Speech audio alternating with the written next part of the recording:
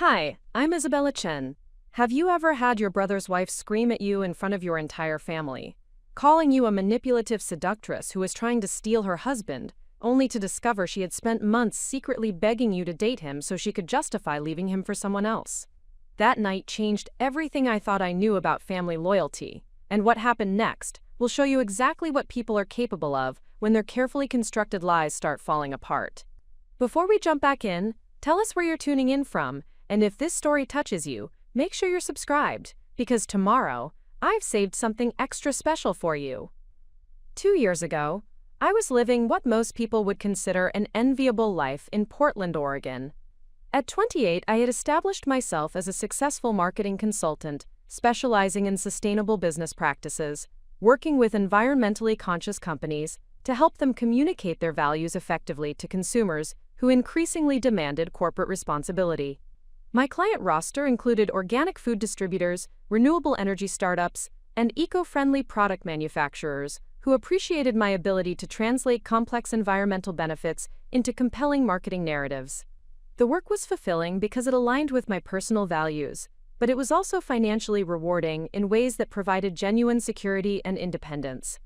I owned a renovated loft apartment in the Pearl District, drove a hybrid vehicle that reflected both my environmental consciousness and practical sensibilities, and maintained a lifestyle that balanced professional achievement with personal satisfaction.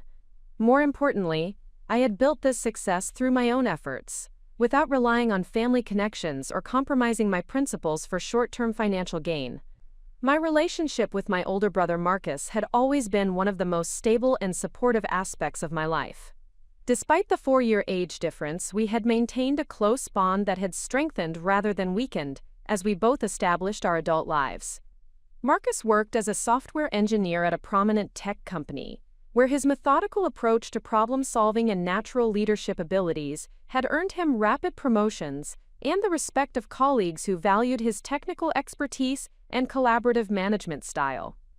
When Marcus began dating Rachel Morrison 3 years earlier, I was genuinely happy for him.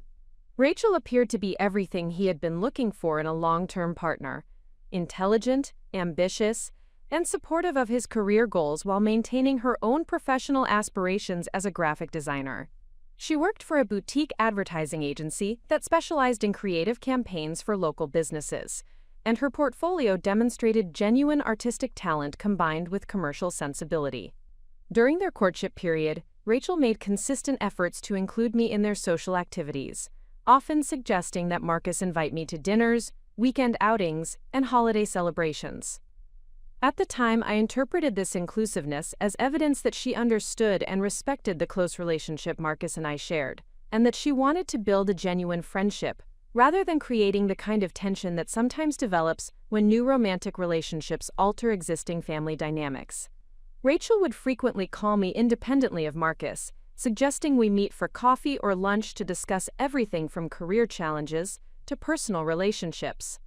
These conversations felt natural and supportive, the kind of friendship that develops organically between people who share similar values and life experiences. She would ask for my advice about everything from client presentations to apartment decorating decisions, and I began to view her as not just Marcus's girlfriend, but as a genuine friend in her own right. When Marcus proposed to Rachel after 2 years of dating, I was among the first people they told, and Rachel's excitement seemed completely authentic as she showed me the engagement ring and began discussing wedding planning ideas. She asked me to be her maid of honor, explaining that while she had several close female friends, she wanted someone who truly understood Marcus and could help ensure their wedding celebration reflected both of their personalities and values. The wedding planning process further strengthened what I believed was a genuine friendship with Rachel. She consulted me about virtually every decision, from venue selection to catering options to honeymoon destinations.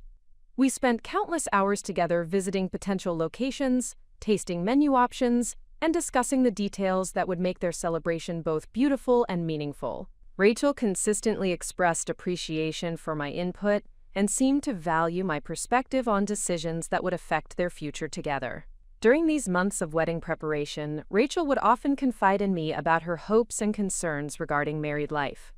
She worried about balancing career advancement with family responsibilities, wondered how to maintain individual identity within a committed partnership, and expressed anxieties about meeting the expectations that came with joining our close-knit family. These conversations felt intimate and authentic, the kind of honest discussions that develop between people who trust each other completely.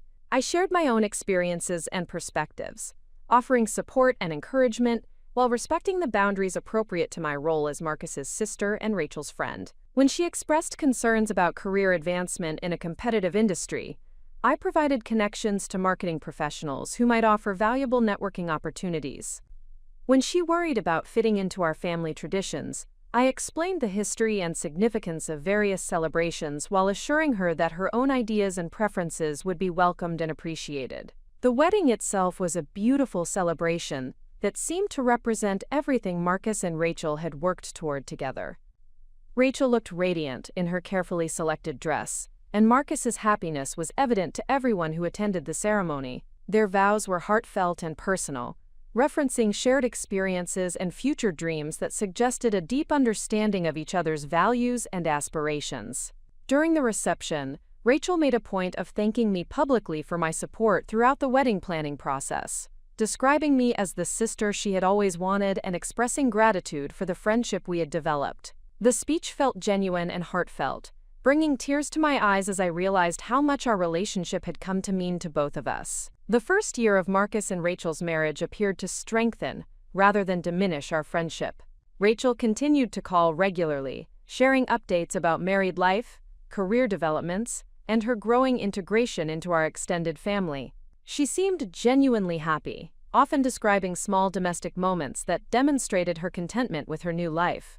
Cooking dinner with Marcus, decorating their apartment, planning weekend trips that combined relaxation with exploration of the Pacific Northwest. Rachel also made consistent efforts to include me in their social activities as a married couple. She would suggest that Marcus and she host dinner parties where I could meet their friends, recommend restaurants where the three of us could try new cuisines together, and organize group activities that allowed me to feel connected to their social circle without feeling like an intrusive third party. These interactions reinforced my belief that Rachel had successfully navigated the potentially challenging transition from being Marcus's girlfriend to becoming an integrated member of our family, while maintaining her individual relationship with me. She seemed to understand that my close bond with Marcus enhanced rather than threatened their marriage, and that supporting our sibling relationship was actually beneficial to her own partnership with him. During this period, Rachel also began seeking my professional advice about marketing challenges she encountered in her graphic design work. Her agency was expanding its client base, and she wanted to understand how to position herself for advancement opportunities that would utilize her creative talents while building business development skills. I provided guidance about client relationship management, portfolio presentation strategies, and networking approaches that had proven effective in my own career development. These professional conversations further strengthened what I believed was a mutually beneficial friendship. Rachel's questions were thoughtful and demonstrated genuine interest in learning from my experience, while her insights about visual communication and creative problem-solving provided valuable perspectives that enhanced my own understanding of marketing effectiveness. Approximately 18 months after the wedding, I began to notice subtle changes in Rachel's communication patterns and social behavior. Her phone calls became less frequent, and when we did speak, the conversations felt shorter and more superficial than the intimate discussions we had previously shared. When I suggested getting together for lunch or coffee, she often cited scheduling conflicts or work commitments that prevented immediate meetings, while promising to call soon to arrange alternative times. Initially, I attributed these changes to the natural evolution of relationships as people settle into new routines and responsibilities. Rachel's career was advancing, requiring increased time and energy commitments that might naturally limit her availability for social activities. Marcus had also received a promotion that involved additional responsibilities and occasional travel, which might have affected their household routines in ways that reduced Rachel's flexibility for maintaining extensive social connections. However, as these communication changes continued over several months, I began to wonder whether I had somehow inadvertently created tension or misunderstanding that was affecting our friendship.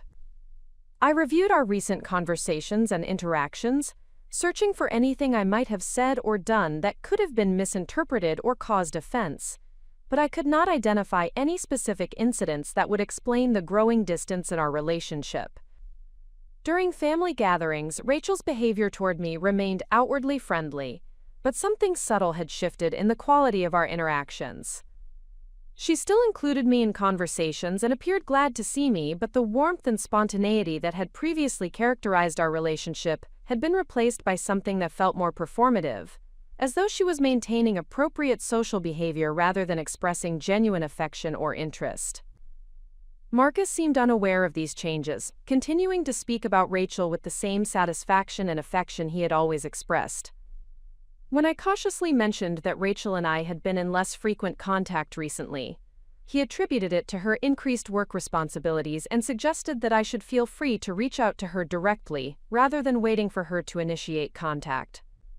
Following Marcus's suggestion, I began making more deliberate efforts to maintain our friendship, sending occasional text messages about topics I thought might interest her, forwarding articles related to her professional work, and suggesting specific dates for lunch meetings rather than waiting for her to propose alternatives.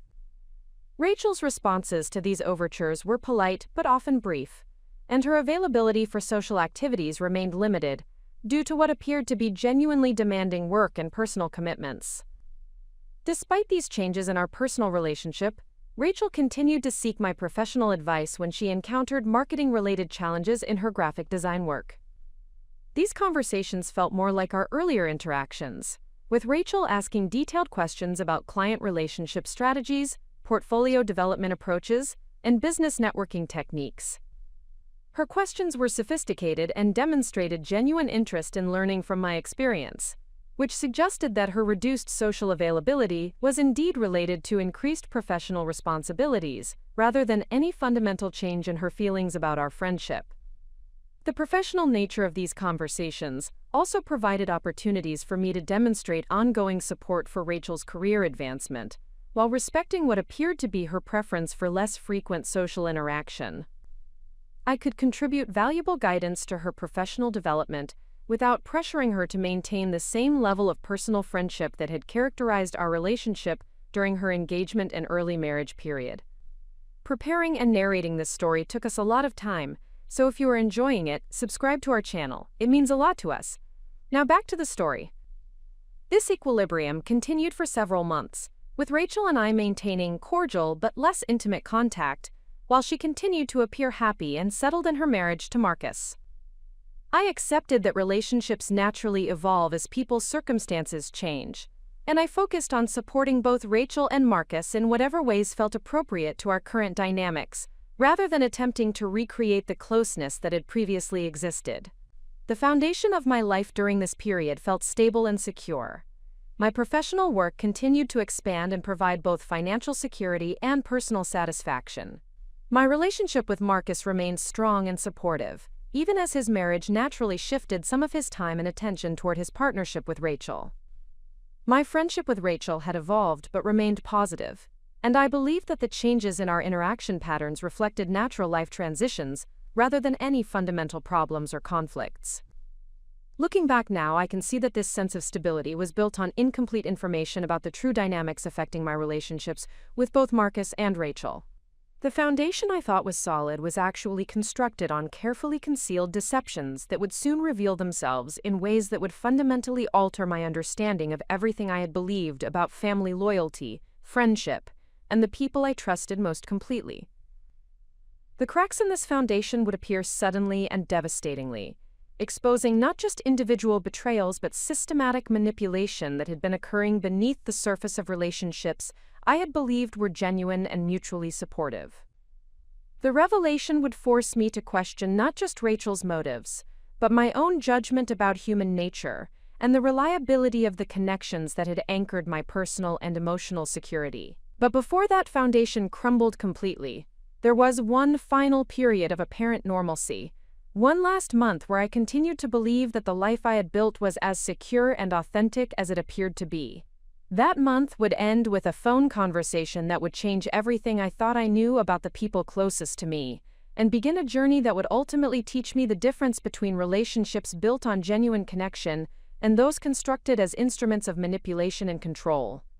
The recording I made of that conversation would become the evidence that exposed years of deception, but it would also mark the beginning of the most challenging period of my life, when I would discover just how far people will go to protect lies they have constructed, and how much courage it takes to stand for truth when everyone around you benefits from maintaining carefully orchestrated deceptions.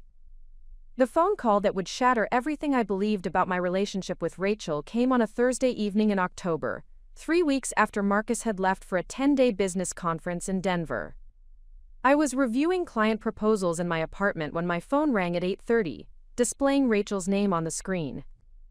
After months of increasingly infrequent communication, I was genuinely pleased to see her calling, hoping this might signal a return to the closer friendship we had once shared. "Isabella, thank goodness you answered." Rachel's voice carried an urgency that immediately concerned me. "I really need to talk to someone who understands relationships and knows Marcus well. Can you spare some time tonight?" Her tone suggested genuine distress, and my protective instincts toward both Marcus and Rachel activated immediately. "Of course, Rachel. What's happening?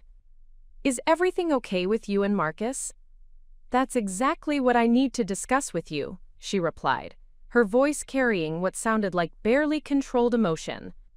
"Isabella, I've been struggling with some feelings that I don't know how to handle, and I think you're the only person who might be able to help me work through the situation." I settled into my desk chair, giving Rachel my full attention while simultaneously feeling concerned about what kind of marital difficulties might have developed during Marcus's absence. "Rachel, you know I care about both of you. Whatever's going on, I want to help in any way I can. Isabella, I need to be completely honest with you about something that's been affecting my marriage for months now," Rachel began, her voice taking on the intimate tone she had used during our closest friendship period. "I've been having feelings that I know are inappropriate, but I can't seem to control them or make them go away." The phrase "inappropriate feelings" in the context of her marriage immediately alarmed me, and I began preparing to provide whatever support might help Rachel work through whatever emotional challenges were affecting her relationship with Marcus. "Rachel, marriage counseling can be incredibly helpful for working through complicated emotions. Have you considered speaking with a professional therapist?" "Isabella, you don't understand," Rachel interrupted, her voice becoming more intense. "The feelings I'm having aren't about Marcus. They're about someone else. Someone who's been part of our lives since the beginning of our relationship." My concern deepened as I began to understand that Rachel might be confessing to romantic feelings for another person, a situation that would require delicate handling to protect both her marriage to Marcus and her emotional well-being. "Rachel, having complicated feelings doesn't make you a bad person. What matters is how you choose to handle those feelings. Isabella, the person I have feelings for is you." The words hit me with such unexpected force that I initially thought I had misheard her statement. "Rachel, I'm not sure I understand what you mean." "Isabella, I've been attracted to you since the first time Marcus introduced us," Rachel continued, her voice now carrying a confessional quality that felt both intimate and disturbing. "At first, I thought it was just admiration for your intelligence and professional success, but over the past year I've realized that what I'm feeling is much more than friendship or professional respect." I sat in stunned silence, trying to process the implications of what Rachel was telling me. Not only was she confessing to romantic feelings that would betray her marriage to my brother, but she was directing those feelings toward me in a way that would create devastating complications for every relationship in our family. "Rachel, I think you might be confused about your emotions," I said carefully, trying to provide a response that wouldn't make the situation worse, while also not encouraging what appeared to be a completely inappropriate confession. "Sometimes admiration or close friendship can feel like romantic attraction, especially when you're going through stress in other areas of your life." "Isabella, I'm not confused," Rachel replied firmly. "I know exactly what I'm feeling, and I've been trying to ignore it for months because I knew how complicated it would make everything. But Marcus being away on this business trip has made me realize that I can't continue pretending these feelings don't exist." The conversation was moving in a direction that felt increasingly dangerous for everyone involved, and I knew I needed to redirect Rachel toward more appropriate ways of handling whatever emotional confusion she was experiencing. "Rachel, I think you should consider speaking with a professional counselor who can help you understand these feelings and work through them in a way that protects your marriage to Marcus." Isabella, I don't want to work through them, Rachel said, her voice becoming more assertive. I want to act on them. I've been thinking about this for weeks, and I believe you have feelings for me too, even if you haven't admitted them to yourself. The suggestion that I might have romantic feelings for Rachel was so completely inaccurate that I began to wonder whether she was experiencing some kind of psychological crisis that was distorting her perception of our relationship. Rachel, I care about you as Marcus's wife and as someone I considered a close friend, but I have never had romantic feelings toward you. Isabella, I've seen how you look at me during family gatherings. Rachel continued, seemingly ignoring my clear statement about my feelings. I've noticed how you always make time to help me with professional questions, and how you seem disappointed when I became less available for social activities. Those behaviors suggest feelings that go beyond ordinary friendship. Her interpretation of my actions was so fundamentally wrong that I began to realize this conversation represented something far more serious than emotional confusion or marital stress. Rachel was constructing a narrative about our relationship that bore no resemblance to reality, and she appeared to genuinely believe in the accuracy of her distorted perceptions. Rachel, helping you with professional questions and wanting to maintain our friendship are normal behaviors that don't indicate romantic attraction, I explained, trying to remain patient while also being completely clear about the boundaries that needed to be maintained. I think you may be misinterpreting ordinary friendship behaviors because you're going through a difficult emotional period. Isabella, I know you're trying to be loyal to Marcus, but you don't have to protect his feelings at the expense of your own happiness, Rachel replied, her voice taking on what sounded like a coaching tone. Marcus is a good person, but he's not emotionally available in the way that someone like you needs. You deserve to be with someone who truly understands your intelligence and ambition. The suggestion that I needed to choose between loyalty to Marcus and my own happiness revealed how completely Rachel had misunderstood both my feelings and the nature of my relationship with my brother. More disturbing was her implication that she understood my needs better than I understood them myself. Rachel, my relationship with Marcus is not something that limits my happiness, I said, my voice becoming firmer as I realized the extent of her misconceptions. Marcus is my brother, and our close relationship is completely separate from any romantic relationships either of us might have. Isabella, I understand that admitting feelings for me would feel like betraying Marcus, but sometimes we have to choose authenticity over family loyalty, Rachel continued, her voice taking on what sounded like therapeutic language. I've been researching this situation, and emotional attraction between family members through marriage is more common than people realize. The phrase emotional attraction between family members was so inappropriate and disturbing that I began to feel genuinely alarmed about Rachel's mental state. She appeared to be constructing psychological justifications for feelings and behaviors that were completely outside the boundaries of appropriate family relationships. Rachel, there is no emotional attraction between us, I stated clearly, hoping that direct communication might help her understand the reality of our situation. What you're describing as attraction has never existed from my perspective, and I think you need professional help to understand why you're interpreting normal friendship behaviors as romantic signals. Isabella, I can hear in your voice that you're scared to admit your true feelings, Rachel replied, her tone becoming more confident rather than less. I understand that fear, because I've been living with it for months. But we don't have to continue denying what's between us. Her increasing confidence in the face of my clear denials suggested that this conversation was not going to end with Rachel accepting reality and seeking appropriate help. Instead, she appeared to be interpreting my resistance as confirmation of her theories about my supposed hidden feelings. Rachel, I need you to listen to me very carefully, I said, adopting the most serious tone I could manage. I do not have romantic feelings for you. I have never had romantic feelings for you. What you're describing as signals or attraction has never existed from my perspective. You are married to my brother, and even if I did have such feelings, which I do not, acting on them would be completely inappropriate. Isabella, I know this is scary, but I've already made peace with ending my marriage to Marcus, Rachel said, her voice carrying what sounded like relief rather than the distress such a decision should have caused. I've realized that I married him because he was safe and stable, but what I really need is someone who challenges me intellectually and emotionally the way you do. The casual mention of ending her marriage to Marcus was so shocking that I initially couldn't formulate a response. Rachel was discussing the destruction of her relationship with my brother as though it were a minor lifestyle adjustment, rather than a devastating betrayal of vows and trust. Rachel, you cannot be serious about ending your marriage based on imaginary feelings between us, I said, my voice rising despite my attempts to remain calm. You're talking about destroying multiple relationships based on a complete misunderstanding of normal friendship behaviors. Isabella, I am completely serious, Rachel replied, her voice becoming more animated. I've been planning this conversation for weeks, thinking through exactly how to approach you about the situation. I know that admitting mutual attraction will feel overwhelming at first, but once we acknowledge what's between us, we can figure out how to handle the practical complications. The word planning was particularly disturbing, suggesting that Rachel had been constructing this fantasy about our relationship over an extended period rather than experiencing a sudden emotional crisis. She had been deliberately cultivating what she believed was a romantic connection, while I remained completely unaware of her intentions. Rachel, there are no mutual feelings to acknowledge and no practical complications to handle, I said, trying once more to establish clear boundaries.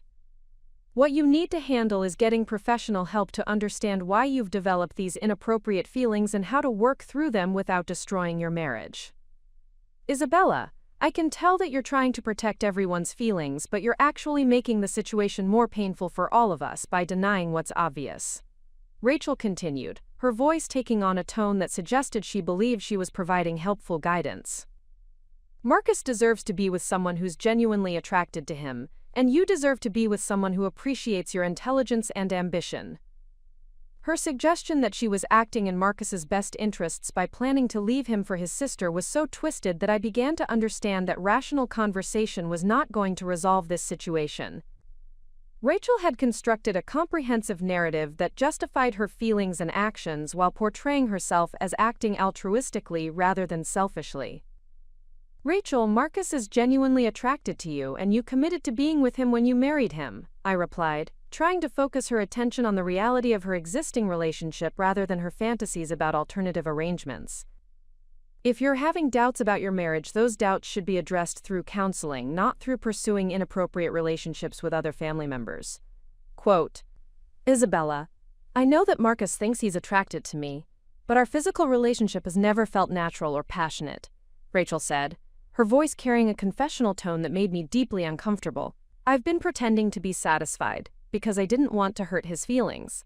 But now I understand that the lack of genuine attraction was because my heart was already committed to someone else. The intimate details about her physical relationship with Marcus were information I absolutely did not want to possess, and her willingness to share such private matters suggested that her boundaries about appropriate conversation topics had become as distorted as her perceptions about my feelings toward her. Rachel, details about your physical relationship with Marcus are private matters that should be discussed with him or with a professional counselor, not with me, I said firmly. I am not the appropriate person for you to confide in about marital intimacy issues.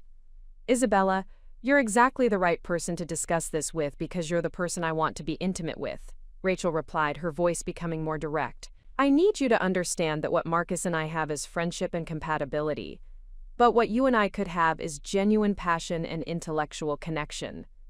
At this point, I realized that continuing this conversation was not going to help Rachel understand appropriate boundaries or seek the professional help she clearly needed. Instead, prolonging the discussion might encourage her to believe that my continued engagement indicated some level of interest in her inappropriate suggestions. However, as I prepared to end the conversation, something in Rachel's tone made me realize that this situation was even more complex than I had initially understood.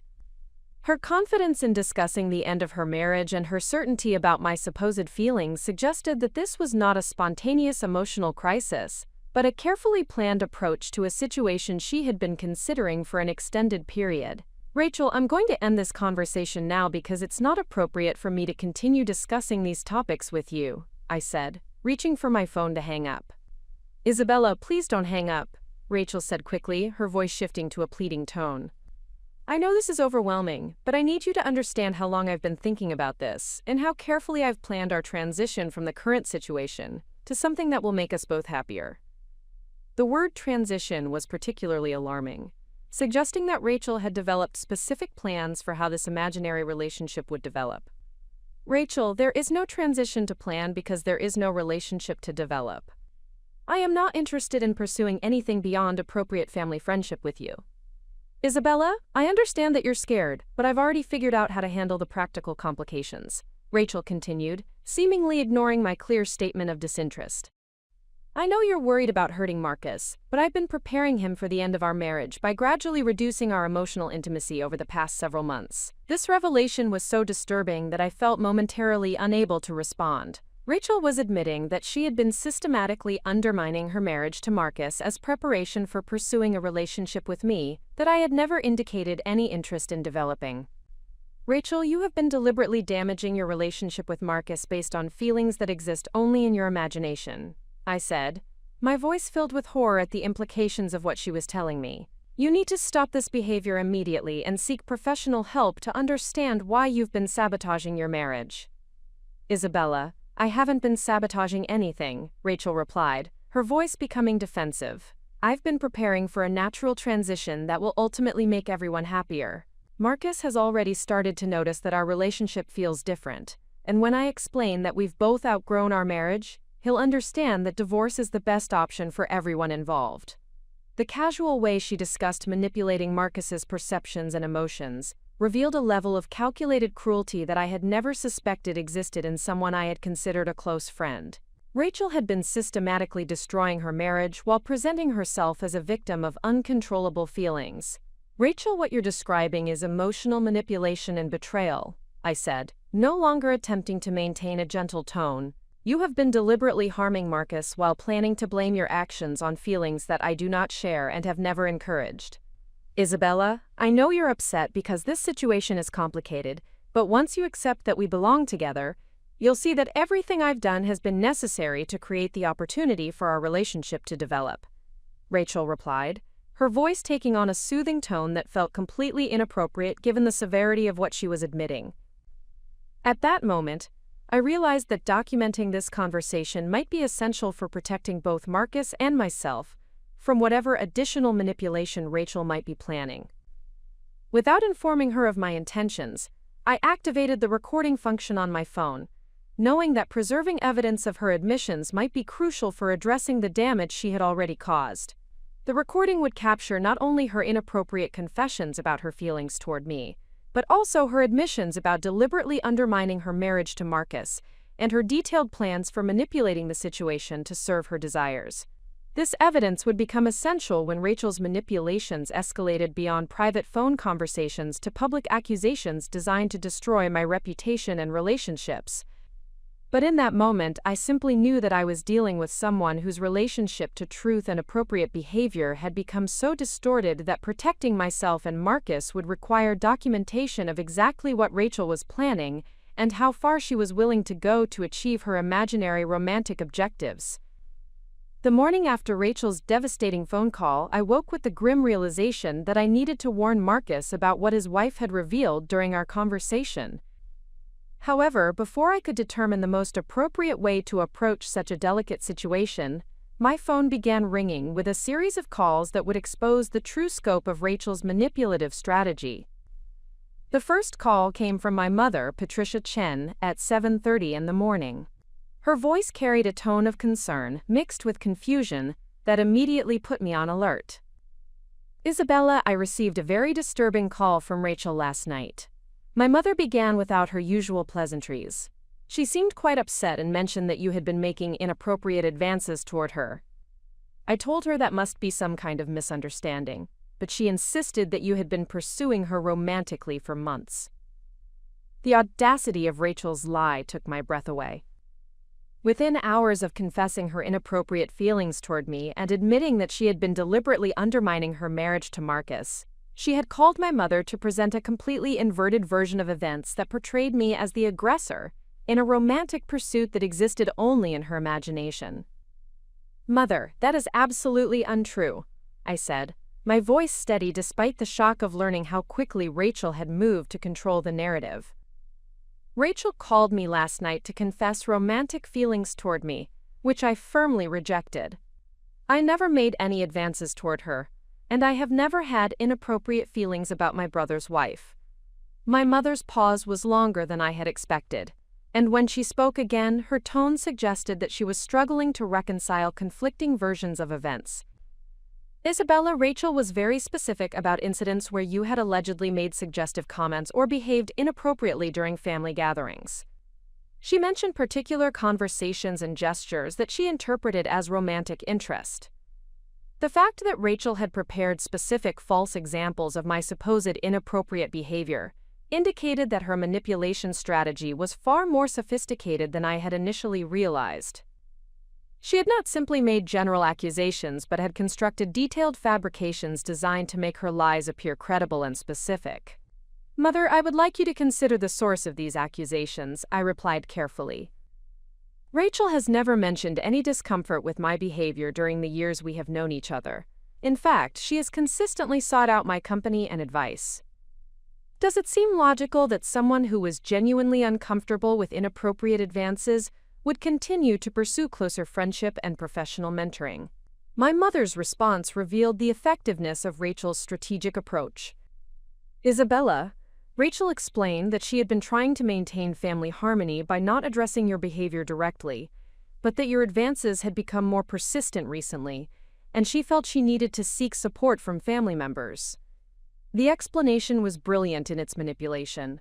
The comments made at recent family gatherings about marriage motivations and family contributions were completely inappropriate and reflected assumptions that we now understand were entirely without foundation. Eleanor continued, specifically addressing behavior that had prompted my decision to reveal information that would correct their fundamental misunderstandings. Her direct acknowledgement of inappropriate behavior provided foundation for rebuilding family relationships based on mutual respect and accurate understanding, while establishing expectations for future interactions that would reflect appreciation for my character and achievements, rather than suspicion about motivations that had never been accurate. James observed this family processing with visible relief about finally addressing tensions that had been affecting our marriage while creating opportunities for authentic relationships based on complete information rather than partial understanding that had enabled inappropriate assumptions and hurtful behavior patterns.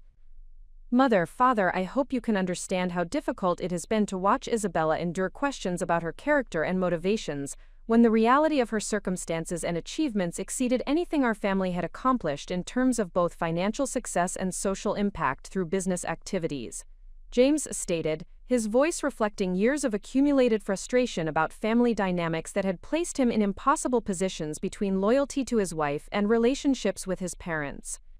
His expression of these feelings created opportunity for comprehensive family processing of how misconceptions had affected all relationships, while establishing framework for transformed interactions that would serve everyone's interests through mutual respect and appreciation for individual contributions and achievements. The conversation continued with detailed discussion of specific companies and initiatives that I had supported, revealing systematic attention to problems affecting vulnerable populations and environmental challenges that traditional business approaches were not adequately addressing through conventional profit-motivated strategies. Richard's examination of renewable energy projects that had brought electricity to rural communities while generating exceptional financial returns demonstrated recognition of business models that created value for society while building wealth through innovation rather than resource extraction or market manipulation that characterized many traditional investment approaches. Eleanor's growing understanding of educational technology platforms that served students with diverse learning needs reflected appreciation for work that addressed problems she had observed through volunteer activities but had not previously recognized as areas where business innovation could create solutions that served both social needs and financial sustainability requirements. The documentation review revealed patterns of investment decisions that consistently prioritized opportunities where exceptional financial returns aligned with meaningful social impact, demonstrating systematic application of values that Eleanor and Richard claimed to support through their own charitable activities and community engagement efforts. This alignment between my business philosophy and their stated values created foundation for genuine relationship development based on shared principles and mutual respect, rather than hierarchical assumptions about social status and financial contributions that had characterized their previous treatment of me throughout our marriage. The atmosphere in our dining room had fundamentally shifted from formal family dinner to emotional processing session. where 3 years of accumulated misunderstandings required careful untangling through honest communication and vulnerable acknowledgement of how assumptions had damaged relationships that should have been built on mutual support and genuine appreciation for individual character and contributions. Eleanor's hands trembled slightly as she reached for her water glass, the physical manifestation of emotional processing that was occurring as she confronted the magnitude of her misjudgments about my character and the profound inappropriateness of behavior that had been based on fundamental misconceptions about my motivations and circumstances. Her composure, typically maintained through decades of social training and community leadership experience, was being challenged by recognition of errors that had created unnecessary pain and family tension. Isabella, I need you to understand that our assumptions about your background were not motivated by malice or deliberate cruelty, but rather by protective instincts that we now recognize were based on complete misunderstanding of your actual character and achievements. Eleanor began, her voice carrying the emotional vulnerability that genuine apologies required when addressing serious relationship damage. Her explanation revealed the psychological mechanisms that had enabled 3 years of inappropriate treatment, while acknowledging that good intentions could not excuse behavior that had been fundamentally unjust, based on the reality of my circumstances and contributions to family well-being. The protective motivation she described reflected common patterns among wealthy families, who worried about exploitation and opportunistic relationships that threatened family resources and social position. Our concerns about protecting family legacy and ensuring that marriages brought mutual benefit rather than one-sided advantage created a framework for evaluating your relationship with James that completely failed to recognize your actual capabilities and contributions. Eleanor continued, demonstrating growing awareness of how their evaluation criteria had been both inappropriate and inaccurate.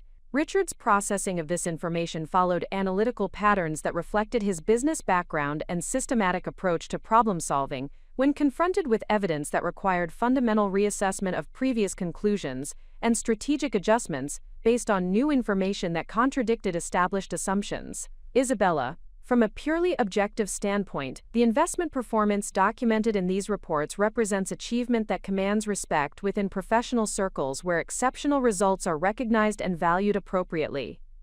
Richard stated, his professional assessment providing foundation for personal acknowledgement of errors in judgment that had shaped his treatment of me throughout our family relationship. His willingness to acknowledge professional respect for my achievements created opening for addressing more personal aspects of family relationships, and the emotional damage that had been caused by assumptions about my character that had never been based on accurate information or fair evaluation of my actual contributions to family welfare and social responsibility. However, recognizing your professional capabilities does not address the personal dimensions of how our assumptions and behavior have affected you as an individual and as James's wife. Richard continued, demonstrating understanding that relationship repair required emotional acknowledgement beyond simply adjusting business-related assessments of my capabilities and achievements. The conversation was evolving from information sharing toward emotional processing that would be necessary for rebuilding family relationships based on authentic understanding and mutual respect, rather than hierarchical assumptions about social status and individual worth that had characterized previous interactions. James observed his parents' emotional processing with visible relief about finally addressing family dynamics that had been affecting our marriage while creating opportunities for genuine relationships that served everyone's interests through honest communication and accurate understanding of individual circumstances and motivations. Isabella, watching you maintain dignity and grace throughout months of inappropriate treatment while never responding with defensiveness or retaliation has demonstrated character that we failed to recognize or appreciate properly, James said, his voice reflecting admiration for emotional strength that had preserved family relationships despite persistent provocation and unjust assumptions about my motivations. His recognition of my response to difficult treatment provided perspective on how character reveals itself through behavior during challenging circumstances, rather than simply through favorable conditions where positive responses require minimal effort or emotional regulation. The patience I had demonstrated throughout their testing period had actually provided evidence of qualities they claimed to value, but had failed to recognize when displayed consistently over extended periods. The irony is profound that we spent years worried about protecting our family from someone whose character, achievements, and resources exceeded our own, while our behavior demonstrated exactly the kind of superficial judgment and social prejudice that we claimed to reject through our charitable work and community involvement. Eleanor observed, her growing self-awareness revealing how their actions had contradicted stated values about treating people with dignity regardless of perceived social status or economic circumstances. "Marcus, I'm so sorry you're having to deal with this while you're traveling," I replied, genuinely distressed that Rachel's manipulation was affecting him during what should have been a routine business trip. "Rachel called me last night with some very inappropriate confessions and requests. When I rejected her advances and suggested she seek professional help, she apparently decided to contact family members with false accusations about my behavior toward her. Isabella, Rachel told me that you had been making romantic advances that made her uncomfortable, and that when she tried to establish boundaries, you became upset and started making accusations about our marriage," Marcus said, his voice carrying exhaustion rather than anger. "She was crying when she called me, and she seemed genuinely distressed about having to report your behavior to family members." The detail about Rachel crying during her call to Marcus was particularly manipulative, because it would naturally evoke his protective instincts and make him more likely to believe her version of events. She was performing the role of distressed victim, while systematically destroying the relationships that provided stability and support to both Marcus and me. "Marcus, I understand why Rachel's emotional state would make you want to support her," I said carefully, "but I need you to consider some objective questions about her account. In your experience, have I ever behaved inappropriately toward Rachel or made romantic comments about her? Have you ever observed me acting in ways that suggested romantic interest in your wife?" Marcus was quiet for a long moment before responding. "Isabella, I've never seen anything that seemed inappropriate in your interactions with Rachel. You've always been respectful and supportive of our marriage. Then I would ask you to consider why Rachel would wait until now to report behavior that she claims has been ongoing for months," I continued. "If she was genuinely uncomfortable with my conduct, wouldn't it make sense for her to have discussed it with you immediately, rather than suffering in silence while continuing to seek my company and advice?" "That's a fair point," Marcus acknowledged, his voice carrying the first note of skepticism about Rachel's account. "Rachel has mentioned several times recently how much she values your professional guidance and friendship. It would be strange for her to continue pursuing closer contact if she was uncomfortable with your behavior. However, before I could provide additional perspective on Rachel's manipulation, Marcus received another call that he needed to take for his business conference. We agreed to continue our conversation that evening, when he would have more privacy and time to discuss the situation in detail. The pattern of calls that morning revealed the systematic nature of Rachel's manipulation campaign. She had not simply made false accusations but had constructed a comprehensive narrative designed to isolate me from family support, while positioning herself as a victim who deserved sympathy and protection. More disturbing was the realization that Rachel's strategy was working exactly as she had planned. By immediately contacting multiple family members with detailed false accusations, she had created a situation where my truthful account would appear defensive and self-serving, while her lies would seem credible because they were consistent across multiple conversations. The institutional machine that Rachel had activated was not a formal organization, but the informal network of family relationships that normally provided support and stability during personal crises. By systematically feeding false information into that network, she had converted my natural support system into a source of additional pressure and isolation.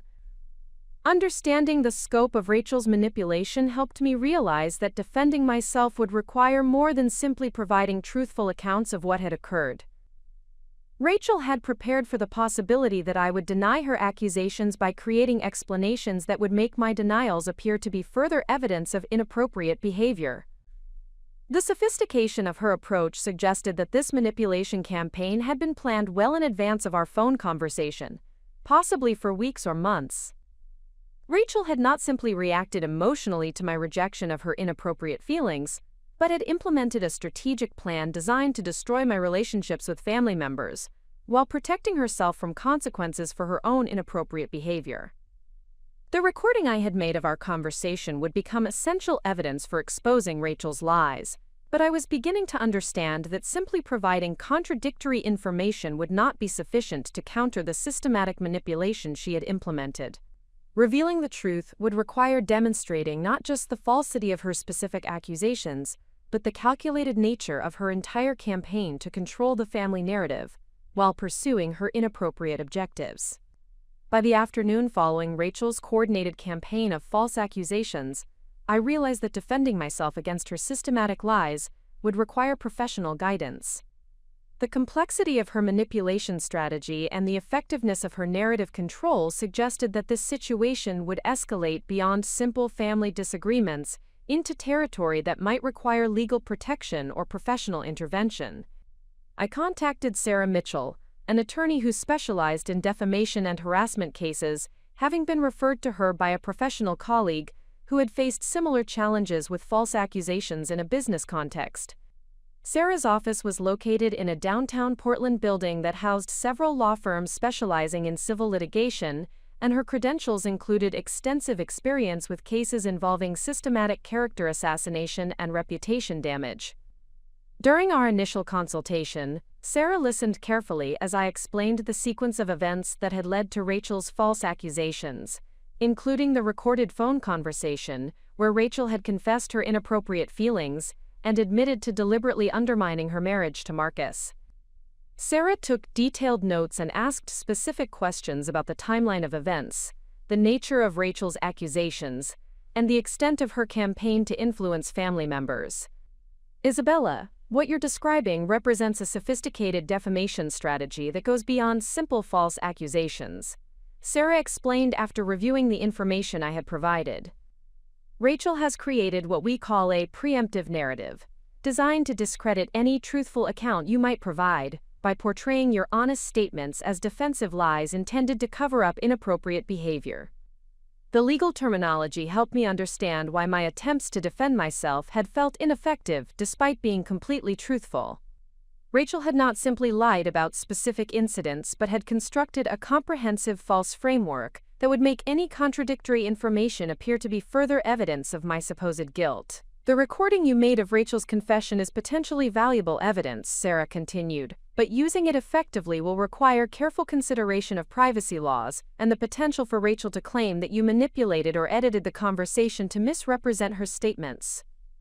This revelation was disturbing because it meant that even concrete evidence of Rachel's lies and manipulation might not provide the clear vindication I had hoped for. Sarah explained that individuals who engage in systematic defamation often prepare secondary strategies to undermine evidence that contradicts their false narratives. Furthermore, Sarah added, quote, Rachel's decision to immediately contact multiple family members with false accusations creates what we call witness contamination, where the people who might normally provide character references for you have been influenced by deliberate misinformation designed to make them question your credibility. The legal analysis revealed that Rachel's manipulation strategy was far more sophisticated than I had initially understood. She had not simply made false accusations, but had systematically compromised the relationships and support systems that would normally help someone defend against such accusations. Sarah outlined several options for addressing the situation, each carrying significant costs and risks. Filing a defamation lawsuit would require extensive documentation of damages to my reputation and relationships, along with proof that Rachel's statements were both false and made with malicious intent. The process would likely take months or years to resolve, during which time the false accusations would continue to affect my family relationships and potentially my professional reputation. Isabella, I need to be completely transparent with you about the challenges you're facing, Sarah said, her voice carrying the gravity appropriate to the situation. Even if we can prove that Rachel's accusations are false, the damage to your family relationships may be difficult to repair. People who have been systematically fed false information often resist accepting evidence that contradicts what they've been told, especially when admitting they were deceived, would require acknowledging that they treated someone unfairly based on lies. This psychological insight was perhaps the most devastating aspect of Rachel's manipulation strategy. She had not simply lied about me, but had converted my family members into unwitting participants in her campaign by making them feel personally invested in believing her version of events. Sarah also explained that Rachel's behavior patterns suggested she might escalate her manipulation if she felt threatened by legal action or exposure of her lies. Individuals who engage in this type of systematic deception often respond to challenges by increasing their manipulative behavior rather than retreating. Rachel might make additional false accusations, attempt to involve your professional contacts, or escalate to behavior that could be classified as harassment or stalking. The possibility that defending myself might provoke Rachel to expand her campaign of lies was particularly troubling, because it suggested that any action I took to protect my reputation might actually increase the damage she could cause to my personal and professional relationships. However, Sarah continued, documenting Rachel's behavior and preserving evidence of her manipulation will be essential, regardless of whether you choose to pursue legal action immediately. If her behavior escalates, having comprehensive documentation will strengthen your position and provide law enforcement with clear evidence of a pattern of harassment. Sarah's guidance helped me understand that the trap Rachel had created was more complex than simple false accusations. By systematically compromising my support network and creating legal and social obstacles to defending myself, she had constructed a situation where all available responses carried significant risks and costs. The most immediate challenge was the upcoming family gathering that had been scheduled for the following weekend to celebrate my father's birthday. Under normal circumstances, this would have been a joyful occasion where family members who lived in different cities would gather to maintain connections and share updates about their lives. However, given Rachel's campaign of false accusations, the gathering would likely become an uncomfortable confrontation where family members would pressure me to address her allegations. Sarah advised me to attend the gathering despite the potential for conflict, explaining that avoiding family events would likely be interpreted as evidence of guilt or shame about my alleged behavior. Isabella, your presence at family gatherings demonstrates confidence in your innocence and willingness to address questions about Rachel's accusations directly. Absence would allow Rachel to control the narrative completely, while suggesting that you're afraid to face the people you supposedly wronged. However, Sarah also recommended that I prepare carefully for potential confrontations by documenting my interactions with family members and being strategic about which information to share and when. The goal is to plant seeds of doubt about Rachel's credibility while avoiding appearing defensive or desperate. Focus on asking questions that highlight inconsistencies in her account rather than simply asserting your innocence. This strategic approach felt uncomfortable because it required treating family relationships as tactical challenges rather than sources of natural support and affection. However, Rachel's manipulation had already converted these relationships into battlegrounds where truth and lies would compete for acceptance based on presentation tactics rather than objective merit. Sarah also recommended that I consider the potential impact on my professional reputation if Rachel's false accusations spread beyond family circles into my business network. Isabella, your work in marketing consulting requires maintaining credibility with clients who trust your judgment and professionalism. If Rachel decides to expand her defamation campaign to include professional contacts, the damage could affect your ability to maintain existing client relationships and secure new business opportunities. This possibility was particularly concerning because my professional success had been built through years of careful relationship building and demonstrated expertise. Unlike family relationships, which are based on historical connections and shared experiences, professional relationships depend on current reputation and perceived reliability. False accusations about inappropriate personal behavior could undermine client confidence, even if the accusations were eventually proven false. Sarah suggested developing a proactive communication strategy that would allow me to address potential questions from professional contacts before Rachel's lies could spread through business networks. If clients or colleagues hear rumors about inappropriate behavior, having a clear, brief explanation of the situation will help maintain their confidence in your professionalism while demonstrating that you're handling the matter responsibly. However, this recommendation created another layer of complexity in an already difficult situation. Proactively discussing Rachel's false accusations with professional contacts would risk spreading knowledge of the accusations to people who might never have heard about them otherwise. Yet, waiting to respond until after rumors had spread would mean addressing the situation from a defensive position where the false accusations would already have influenced perceptions. During our consultation, Sarah also addressed the emotional and psychological toll that systematic defamation can create for victims. Isabella, what you're experiencing is a form of psychological warfare designed to make you doubt your own perceptions and exhaust your emotional resources through constant stress and conflict. It's important to understand that the confusion and distress you're feeling are normal responses to an abnormal situation. This perspective was helpful because it validated the difficulty I was experiencing while providing a framework for understanding Rachel's behavior as deliberate strategy rather than emotional crisis or misunderstanding. Recognizing that her manipulation was calculated rather than impulsive helped me understand why rational conversation and emotional appeals had been ineffective in addressing the situation. Sarah recommended that I consider working with a therapist who specialized in helping victims of systematic manipulation and defamation.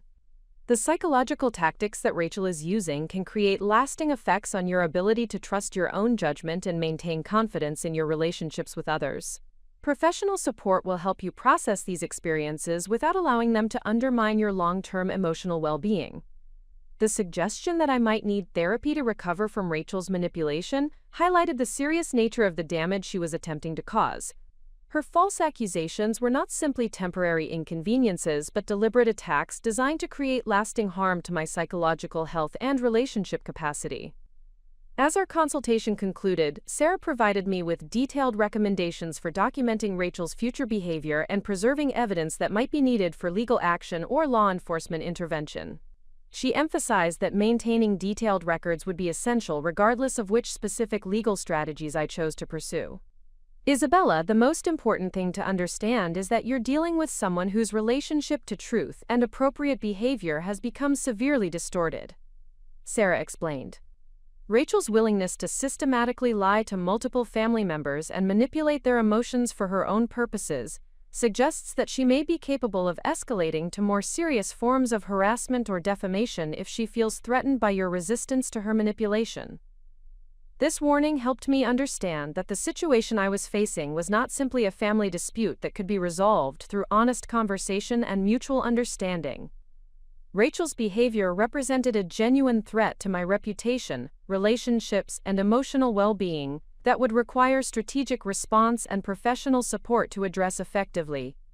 The legal consultation revealed that Rachel had created a trap that was both comprehensive and sophisticated.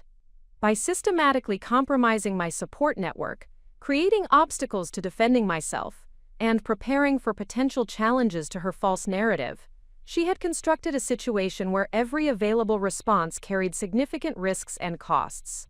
However, understanding the nature of the trap also provided clarity about the importance of resistance.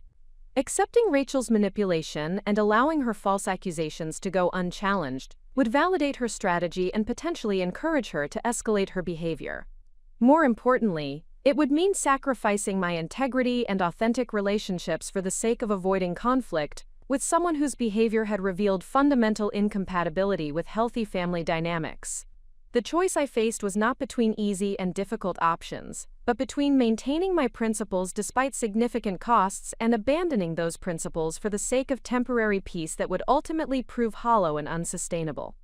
Understanding this distinction would prove essential for developing the courage and strategic thinking necessary to navigate the challenges that lay ahead.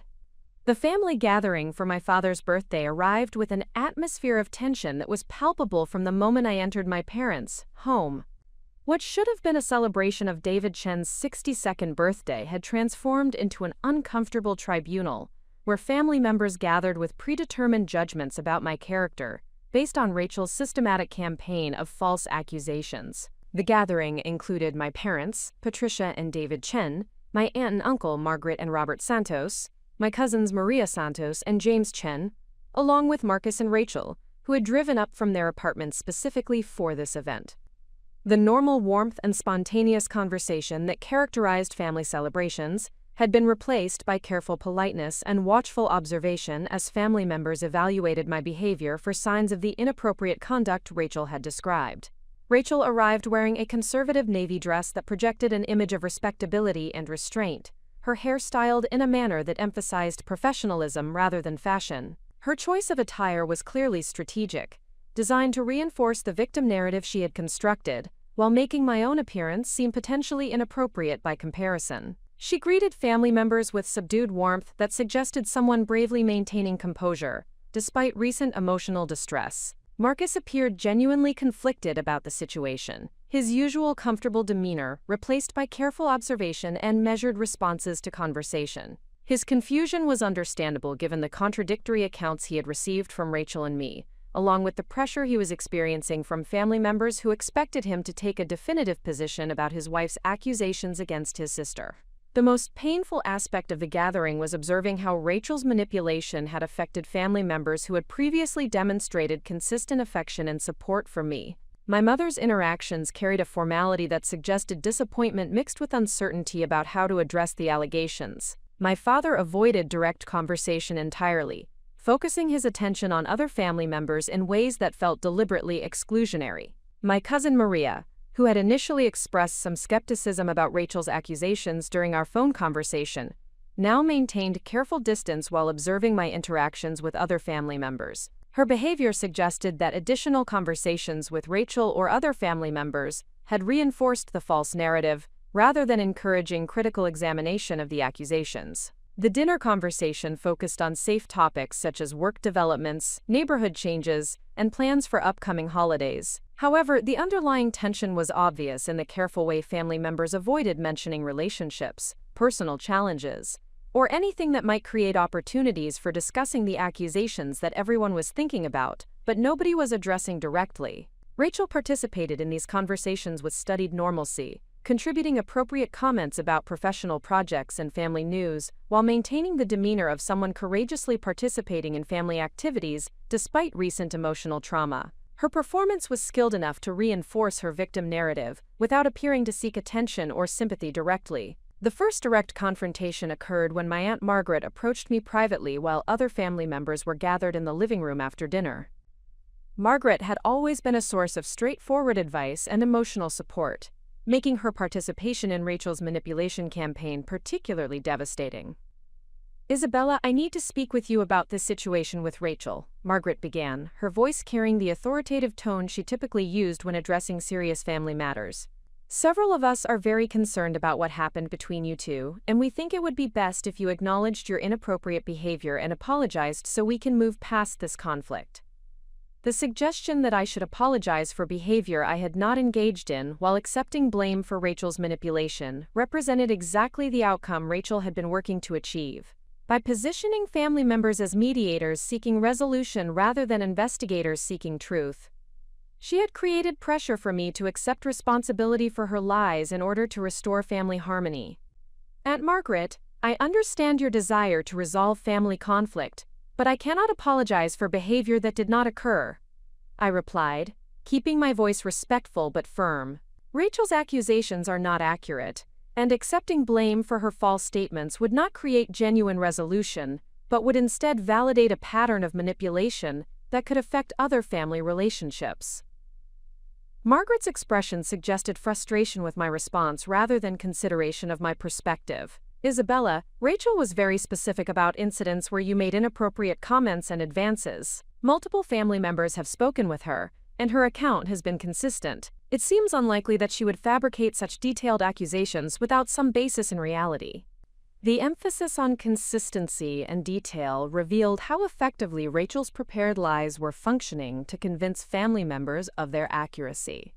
By providing specific false examples rather than general accusations, she had created an appearance of credibility that was difficult to challenge without equally detailed contradictory evidence. "Aunt Margaret, I would ask you to consider Rachel's behavior pattern over the past 2 years, rather than focusing exclusively on her recent accusations," I responded, hoping to direct attention toward objective evidence rather than subjective claims. If I had been making unwelcome advances for months, would it seem reasonable for Rachel to continue seeking my company, requesting professional advice, and including me in social activities? Margaret paused before responding, suggesting that this question had highlighted an inconsistency she had not previously considered. "Isabella, Rachel explained that she was trying to maintain family harmony by not addressing your behavior directly, hoping that you would recognize her discomfort and modify your conduct without requiring confrontation." Once again, Rachel had anticipated potential challenges to her narrative and prepared explanations that would make her lies appear more credible. By claiming that she had been attempting to handle the situation diplomatically, she had created justification for continuing to seek contact with someone who was allegedly making her uncomfortable. The conversation with Margaret revealed the futility of attempting to counter Rachel's systematic lies through logical argument alone. Rachel had prepared comprehensive false narratives that included explanations for every potential inconsistency, making it virtually impossible to expose her deception through conversation with people who were already predisposed to believe her victim narrative. The second confrontation occurred when my cousin James approached me in the kitchen while I was helping clean up after dinner. James had always maintained a protective attitude toward family members, and his participation in addressing Rachel's accusations felt like another betrayal of previously supportive relationships. "Isabella, I think you need to understand how your behavior is affecting everyone in this family," James began, his voice carrying disappointment mixed with anger. "Rachel is married to Marcus, and your inability to respect those boundaries is creating problems for everyone. We need you to acknowledge what you did wrong and commit to changing your behavior." The phrase "inability to respect boundaries" was particularly galling because it suggested that I had deliberately violated clearly established limits rather than being falsely accused of behavior that had never occurred. James was accepting Rachel's narrative so completely that he was treating her accusations as established facts rather than claims that required verification. "James, I have never violated appropriate boundaries with Rachel or anyone else in this family," I replied, recognizing that defending myself required addressing both the false accusations and the assumptions underlying them. The behavior Rachel described did not occur, and her accusations represent a deliberate attempt to manipulate family relationships for purposes that have nothing to do with protecting marriage boundaries. James's response revealed how effectively Rachel's emotional manipulation had influenced family members who were normally skeptical of dramatic accusations. "Isabella, you're asking us to believe that Rachel would lie about something this serious for no apparent reason. That seems much less likely than believing that you made some inappropriate comments and are now trying to avoid taking responsibility." The logic was superficially reasonable but failed to account for Rachel's actual motivations and behavior patterns. By focusing on the implausibility of fabricated accusations while ignoring evidence of Rachel's manipulation strategy, James was applying analytical standards that favored Rachel's prepared lies over my truthful denials.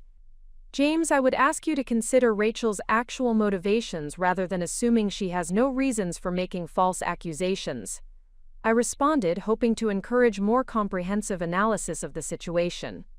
People engage in manipulation and false accusations when they believe such tactics will help them achieve objectives that they cannot accomplish through honest means.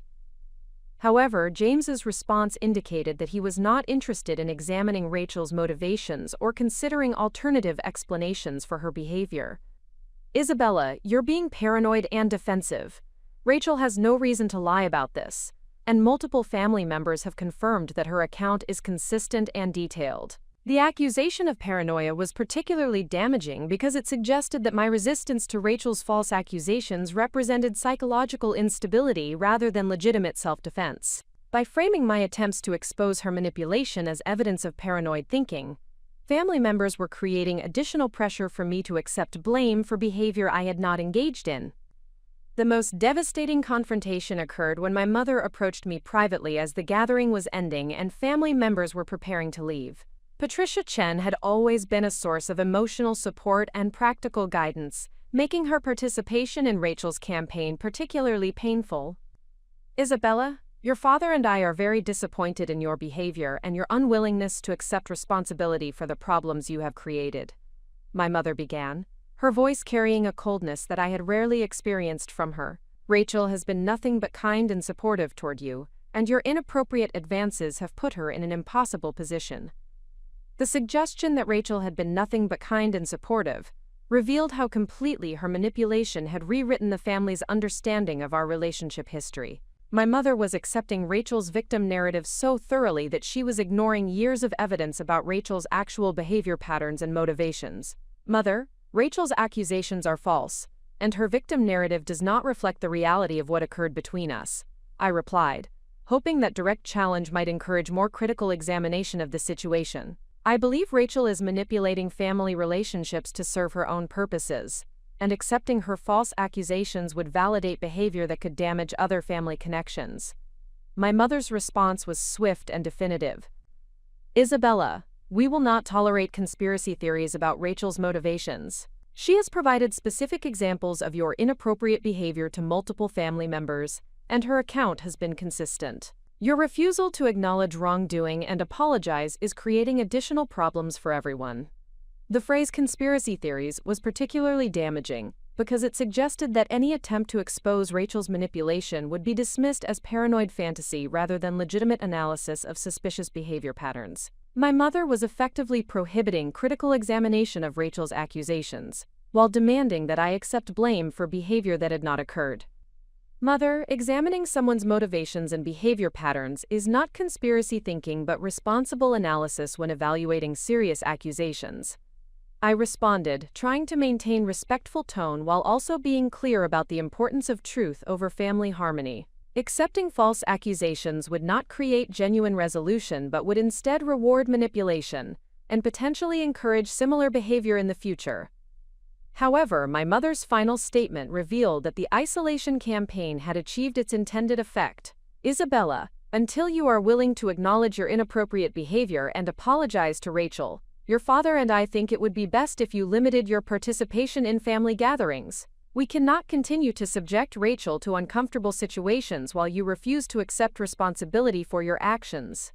The threat of exclusion from family activities represented the culmination of Rachel's manipulation strategy. By convincing family members that my presence created discomfort for her while my refusal to accept blame demonstrated ongoing problematic behavior, she had positioned herself as someone who needed protection from my alleged misconduct. The drive home from my parents' house was one of the most isolating experiences of my adult life. Family members who had provided emotional support and practical guidance for 28 years had accepted false accusations about my character and behavior, while refusing to consider evidence that contradicted Rachel's carefully constructed lies. The effectiveness of Rachel's manipulation campaign exceeded even my worst expectations. Not only had she convinced family members to believe her false accusations, but she had also created social pressure that made defending myself appear to be evidence of additional inappropriate behavior. By framing my resistance as defensiveness and paranoia, she had constructed a narrative trap where any attempt to expose her lies would be interpreted as confirmation of my supposed guilt. The isolation was not simply social but psychological, as Rachel's manipulation had created doubt about my own perceptions and judgment among people whose opinions I valued and trusted. The systematic nature of her lies had created a distorted version of reality that felt more compelling to family members than the truth I was attempting to communicate. However, the family gathering also provided crucial insight into the scope and sophistication of Rachel's manipulation strategy. Her ability to maintain consistent false narratives across multiple conversations while anticipating and preparing explanations for potential challenges revealed a level of calculated deception that confirmed my decision to document her behavior and seek professional guidance. The isolation campaign had achieved its immediate objectives by compromising my relationship with family members and creating social pressure for me to accept blame for Rachel's lies. However, it had also exposed the true nature of her manipulation in ways that would eventually provide opportunities to demonstrate the falsity of her accusations and the calculated nature of her campaign to control family dynamics for her own purposes. The week following the disastrous family gathering brought a cascade of consequences that revealed the far-reaching impact of Rachel's manipulation campaign. What began as false accusations within family circles rapidly expanded into threats to my professional reputation, financial security, and psychological well-being that forced me to confront the true cost of standing for truth when surrounded by systematic deception. The first professional blow came through an unexpected phone call from Margaret Riverside, the owner of Northwest Eco Solutions, one of my most significant clients. Margaret's company specialized in sustainable packaging for organic food distributors, and our working relationship had developed over 18 months into a partnership that provided both steady income and opportunities to influence environmentally responsible business practices. Isabella, I received some concerning information about your personal conduct, and I think we need to discuss how it might affect our professional relationship. Margaret began, her voice carrying the careful neutrality of someone delivering unwelcome news. A family member of yours contacted me to express concerns about potential boundary issues that might affect your ability to maintain appropriate professional relationships. The revelation that Rachel had contacted my business clients was so shocking that I initially struggled to formulate a response. The expansion of her manipulation campaign beyond family relationships into my professional network represented an escalation that threatened the financial foundation of my independence and career stability. Margaret, I need you to understand that the family member who contacted you has been making false accusations designed to damage my personal and professional relationships, I replied, recognizing that defending my reputation would require immediate and clear communication. The boundary issues she described did not occur, and her decision to contact my business clients represents inappropriate interference in professional relationships. Margaret's response revealed that Rachel's false narrative had been persuasive enough to create genuine concern about my professional reliability. Isabella, the person who called me, provided specific examples of inappropriate behavior and expressed concern that similar boundary violations might occur in professional settings. Given the nature of our work together, I need to be confident that you maintain appropriate professional conduct with all clients and colleagues. The phrase "similar boundary violations might occur in professional settings" demonstrated how effectively Rachel had weaponized her false accusations to threaten my career stability. By suggesting that my alleged inappropriate behavior toward her represented a pattern that could affect business relationships, she had created professional liability based entirely on fabricated personal conduct. Margaret, I have maintained exemplary professional conduct throughout my career, and my work with your company has consistently met the highest standards of professionalism and effectiveness. I responded, hoping to focus attention on objective evidence rather than subjective accusations. The family member making these accusations has personal motivations that have nothing to do with legitimate concerns about professional behavior. However, Margaret's next statement revealed the practical reality of reputation-based businesses. Isabella, I understand your position, but I need to consider the potential impact on Northwest Eco Solutions if these allegations become more widely known. Our company's reputation depends on maintaining relationships with clients who trust our judgment about business partnerships. The conversation illuminated how Rachel's strategic targeting of my professional relationships could create a domino effect where clients distanced themselves from me to protect their own reputations, regardless of whether her accusations were true. Fear of association with controversy could damage business relationships, even when the controversy was based entirely on lies. Margaret, I appreciate your concern for your company's reputation, but I hope you will consider the source and motivation behind these accusations before making decisions based on unverified personal allegations. I said, trying to maintain professional composure while also being clear about the stakes involved. I am prepared to provide references from other clients and colleagues who can attest to my professional conduct and reliability.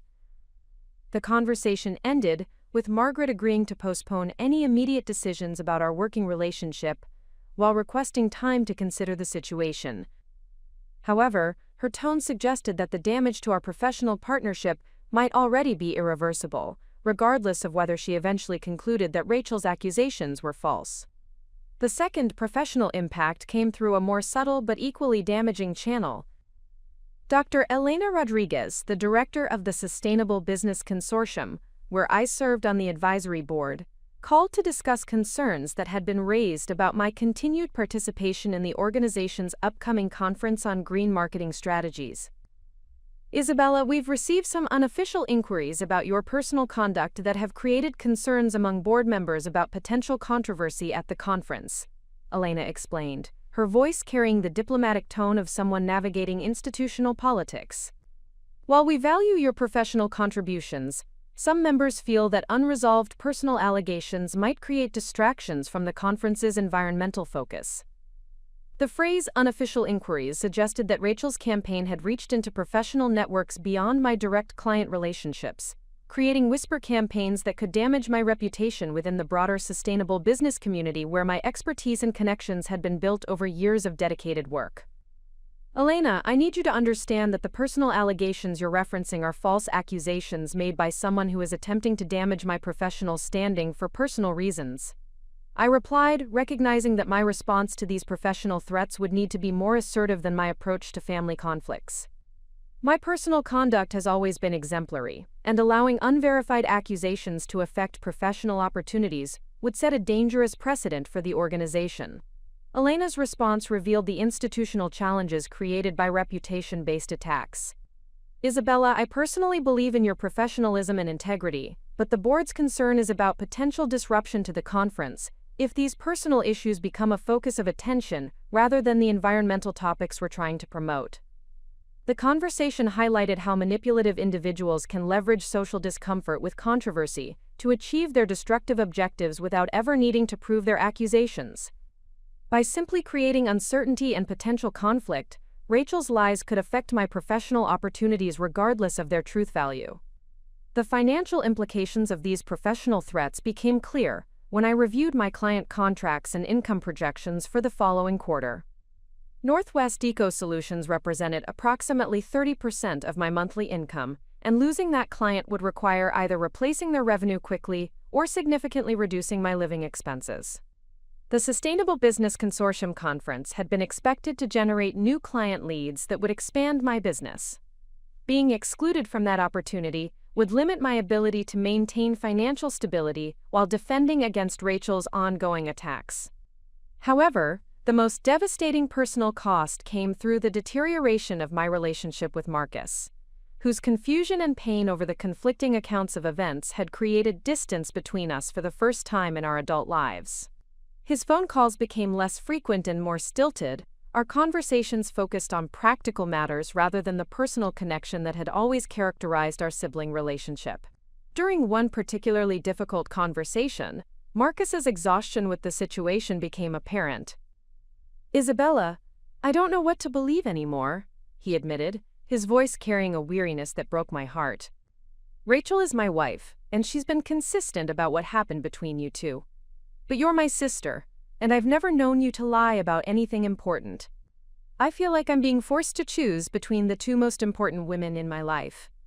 The pain in Marcus's voice revealed how Rachel's manipulation was achieving its intended effect of destroying the close relationship between Marcus and me while positioning herself as the wronged party who deserved his loyalty and protection.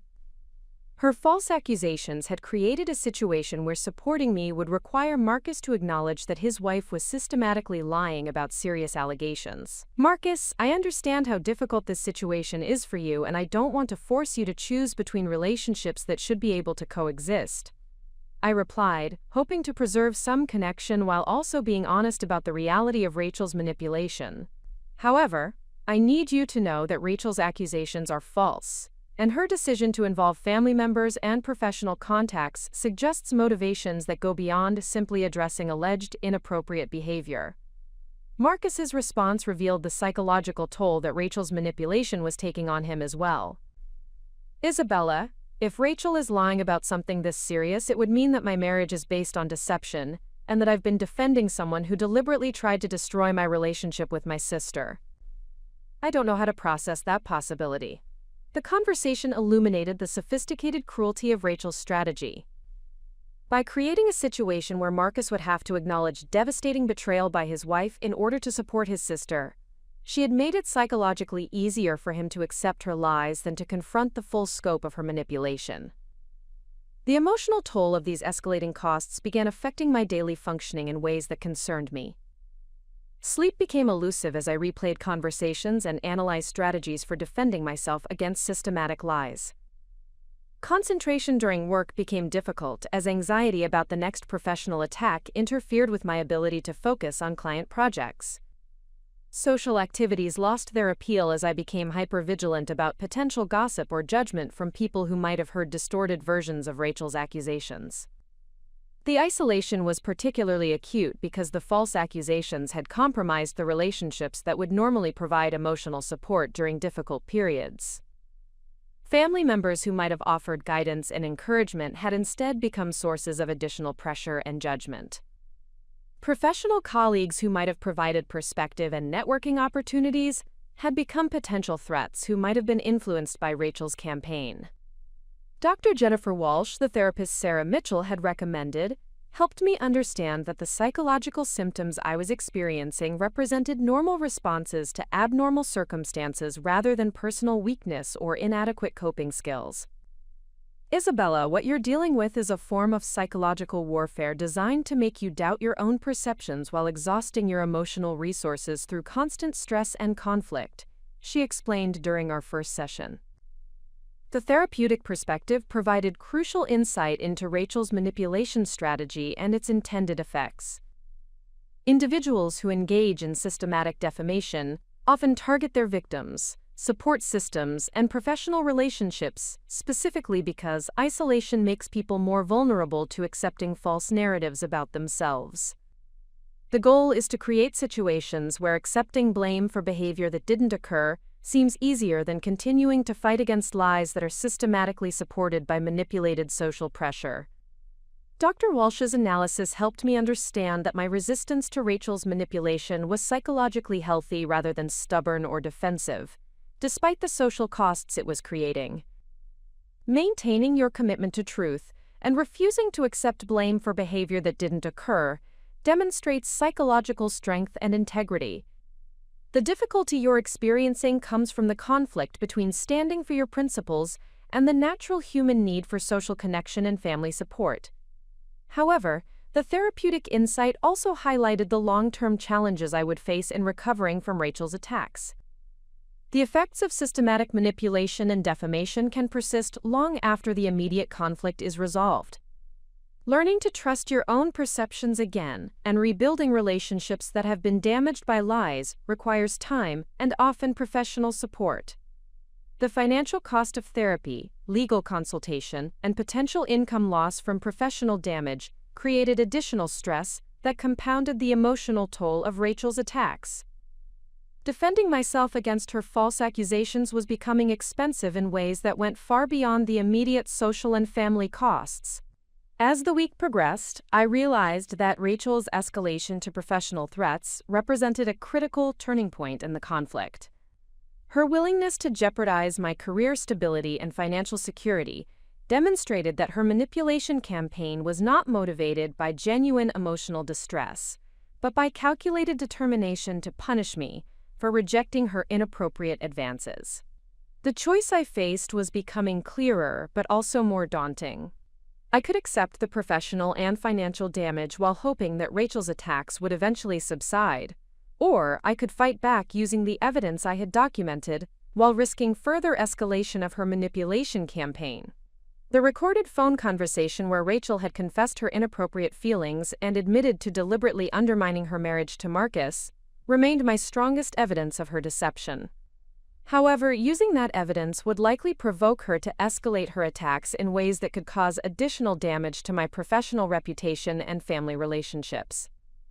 Dr. Walsh's guidance helped me understand that the decision about how to respond to Rachel's escalating manipulation would need to be based on my long-term well-being and principles rather than short-term conflict avoidance. Isabella, appeasing manipulative individuals rarely resolves the conflict but often encourages them to continue their harmful behavior. Standing up to systematic manipulation requires courage and often involves temporary increases in conflict before resolution becomes possible. The personal costs of Rachel's manipulation had reached levels that threatened my financial security, professional reputation, and psychological well-being. However, those same costs had also clarified the stakes involved and the importance of exposing her lies before she could cause additional damage to other relationships and opportunities. The foundation of my life that had once felt secure and stable continued to erode under Rachel's systematic attacks. But the destruction was also revealing which elements of that foundation were genuinely solid, and which had been built on relationships that could be manipulated through strategic lies and emotional pressure. The third week following Rachel's initial false accusations brought the systematic destruction of the remaining support structures that had anchored my personal and social life. What had begun as family dysfunction and professional threats evolved into comprehensive isolation as Rachel's manipulation campaign reached into friendships, community connections, and social networks I had built over years of authentic relationship development. The first devastating blow came through my closest friendship with Amanda Torres, whom I had known since graduate school and who had been my confidant through every major life transition over the past 8 years. Amanda worked as an environmental lawyer specializing in corporate sustainability compliance, and our friendship had been built on shared professional values, intellectual compatibility, and mutual support through career challenges and personal growth. Amanda's call came on a Tuesday evening while I was reviewing client proposals, trying to maintain professional productivity despite the constant stress of defending against Rachel's ongoing attacks. Her voice carried an uncomfortable formality that immediately indicated this conversation would not provide the emotional support I desperately needed. "Isabella, I've been hearing some concerning information about your personal conduct, and I think we need to discuss how it might affect our friendship." Amanda began, using language that echoed the professional distancing I had encountered from business contacts. "Rachel Morrison reached out to me because she was worried about my safety given the inappropriate behavior you allegedly exhibited toward her." The revelation that Rachel had contacted Amanda was particularly devastating because it represented an invasion of the one relationship that had remained untouched by family manipulation and professional threats. Amanda had been my closest friend, the person I might have turned to for perspective and emotional support during this crisis. Rachel's decision to target that relationship demonstrated the comprehensive nature of her campaign to isolate me completely. "Amanda, Rachel's accusations are false, and her decision to contact my friends represents an escalation of manipulation designed to destroy every supportive relationship in my life," I replied, hoping that years of friendship would provide some immunity against Rachel's lies. The inappropriate behavior she described did not occur, and her version of events directly contradicts what actually happened during our phone conversation. However, Amanda's response revealed that Rachel's manipulation had been strategically crafted to exploit Amanda's professional knowledge and personal concerns. "Isabella, Rachel provided specific details about your alleged advances toward her, including descriptions of behavior that could be classified as sexual harassment in professional contexts. As someone who works in legal compliance, I'm concerned about the potential implications of maintaining close friendship with someone who might be engaging in predatory behavior." The use of terms like sexual harassment and predatory behavior represented a significant escalation in Rachel's false narrative. By reframing her fabricated accusations in legal language that would resonate with Amanda's professional expertise, Rachel had created particularly compelling reasons for Amanda to distance herself from our friendship. "Amanda, I need you to understand that Rachel is using your legal expertise to make her lies appear more credible and serious than they actually are," I responded, recognizing that defending myself would require addressing both the false accusations and the strategic way they were being presented. The behavior she described did not occur in any context, professional or personal. Her decision to contact you directly demonstrates that this is a manipulation campaign rather than legitimate concern about inappropriate conduct. Amanda's pause was longer than any pause should be in a conversation between close friends who had supported each other through years of personal and professional challenges. "Isabella, I want to believe you, but Rachel seemed genuinely distressed when she called me. She provided specific examples of your alleged behavior and expressed concern that you might escalate to more serious boundary violations if you don't receive professional help." The phrase "escalate to more serious boundary violations" revealed how Rachel was using implied threats about future misconduct to make her current lies appear to be warnings about dangerous behavior patterns. By suggesting that I might become more problematic without intervention, she was creating urgency around accepting her false narrative. "Amanda, Rachel is manipulating your concern for safety to make you complicit in isolating me from supportive relationships," I replied, hoping that direct analysis of Rachel's tactics might help Amanda recognize the manipulation. The distress she exhibited during her call to you was performance designed to make her lies appear credible, not genuine emotion about experienced harassment.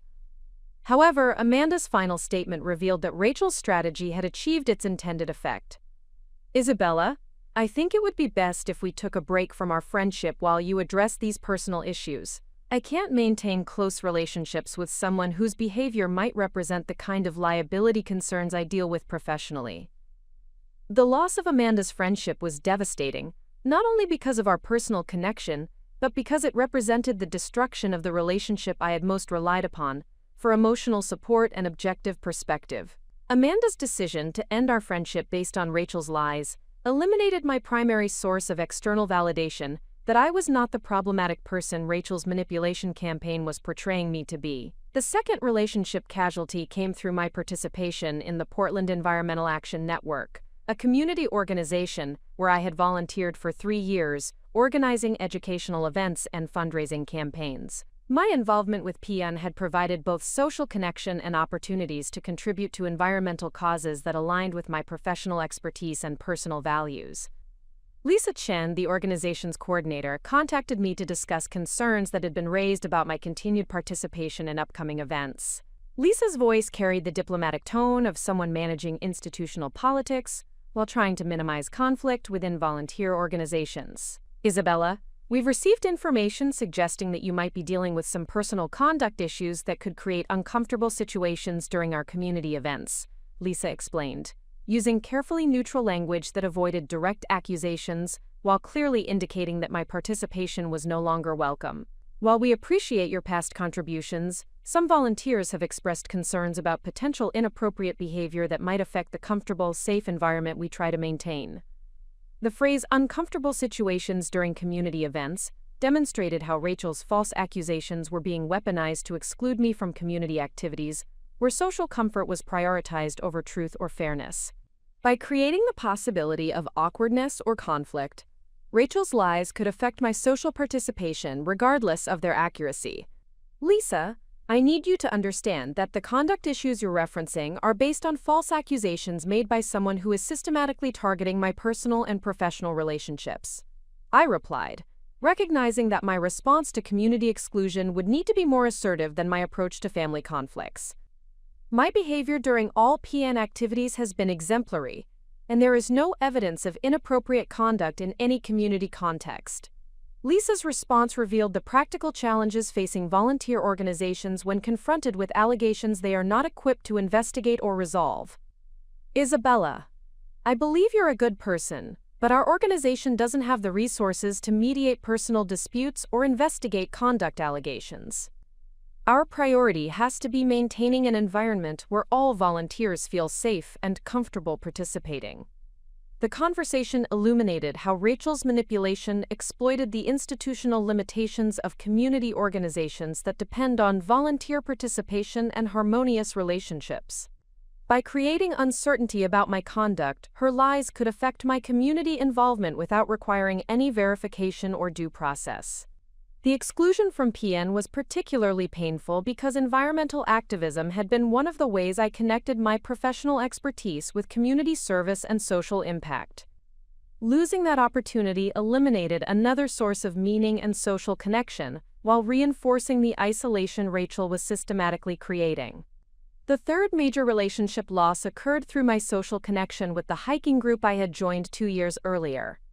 The Cascade Mountain Club organized weekend hiking expeditions that had provided both physical activity and social connections with people who shared interests in outdoor recreation and environmental appreciation. Jennifer Walsh, one of the group's organizers, called to discuss what she described as concerning reports about personal behavior that might affect group dynamics during overnight hiking trips. Jennifer's approach was more direct than the institutional diplomacy I had encountered from professional and community contacts. Isabella, someone contacted several group members to express concerns about your personal conduct with women in social settings. Jennifer explained, her voice carrying genuine concern mixed with uncertainty about how to handle allegations she was not equipped to evaluate. Given that our hiking trips often involve shared accommodations and close social interactions, some members are uncomfortable with your continued participation. The expansion of Rachel's false narrative to include concerns about my behavior toward women in general represented another escalation in her manipulation campaign. By suggesting that her allegations indicated a pattern of inappropriate conduct toward multiple women, she was creating broader safety concerns that would make my exclusion from mixed-gender social activities appear reasonable and necessary. Jennifer, the person who contacted group members is making false accusations designed to isolate me from all social activities and relationships. I replied, recognizing that defending myself against generalized allegations would be even more difficult than addressing specific false claims. My conduct during all hiking activities has been appropriate and respectful, and there is no evidence of problematic behavior toward any group members.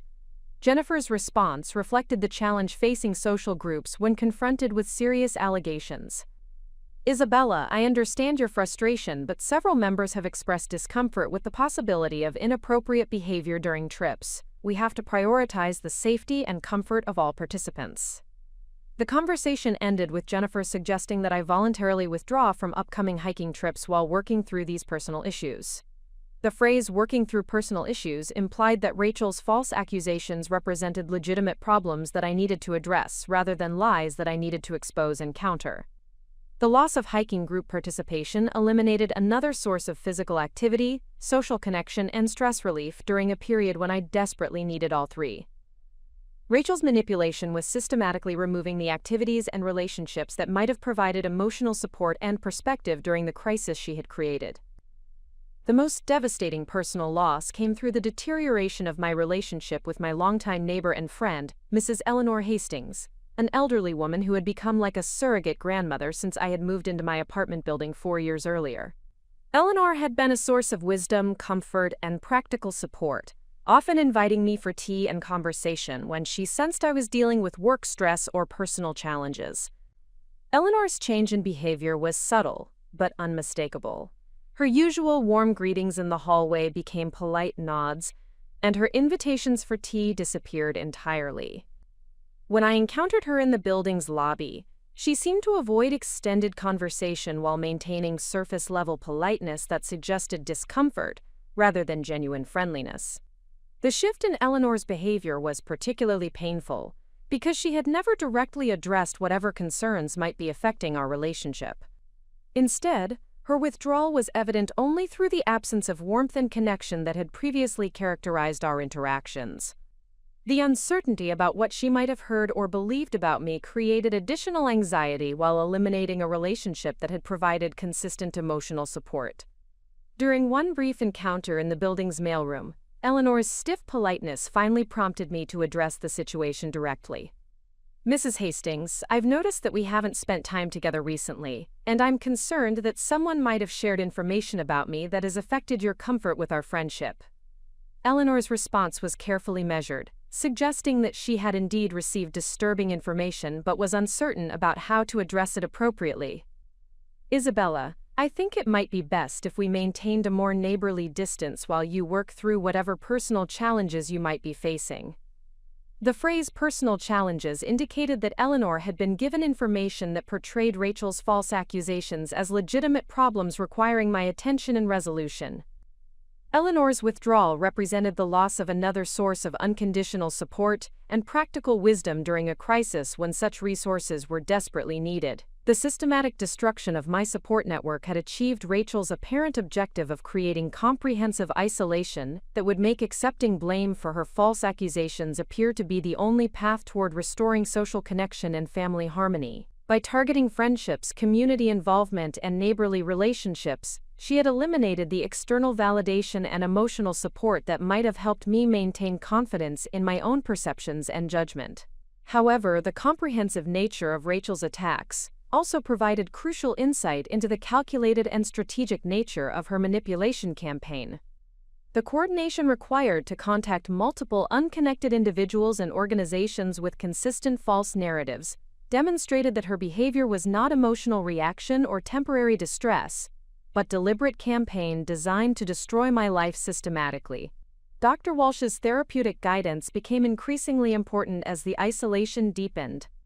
Isabella, what you're experiencing represents comprehensive social and psychological warfare designed to make you doubt your own reality, while eliminating the relationships that might provide alternative perspectives. The systematic nature of these attacks confirms that you're dealing with deliberate manipulation rather than legitimate concerns about your conduct.